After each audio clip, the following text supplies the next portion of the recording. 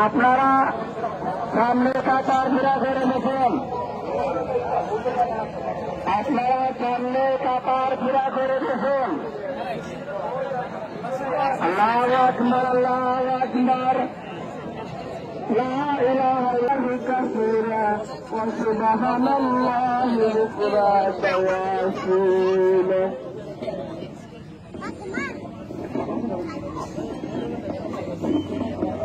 আল্লাহু আকবার, আল্লাহু আকবার।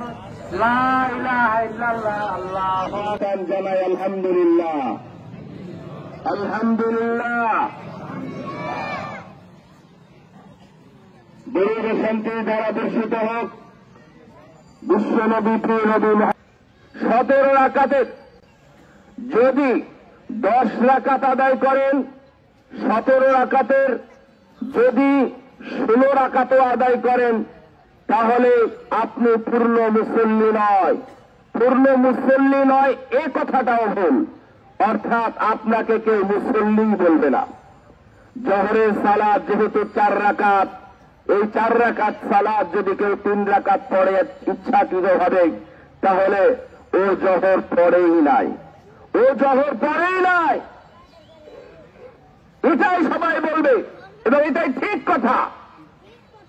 আপনার উপরে ফরজ সালাত 17 রাকাত, দয়া করে আদায় করার চেষ্টা করবেন।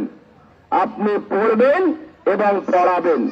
আপনার স্ত্রী, আপনার সন্তান, আপনার অধীনস্থদের সালাত পড়াবেন। তাহলে সালাত ইকামুস সালাত অথবা আকিমুস সালাত কোরআনের ভাষায় আপনি সালাত আদায় করলেন এবং করালেন, প্রতিষ্ঠা করলেন।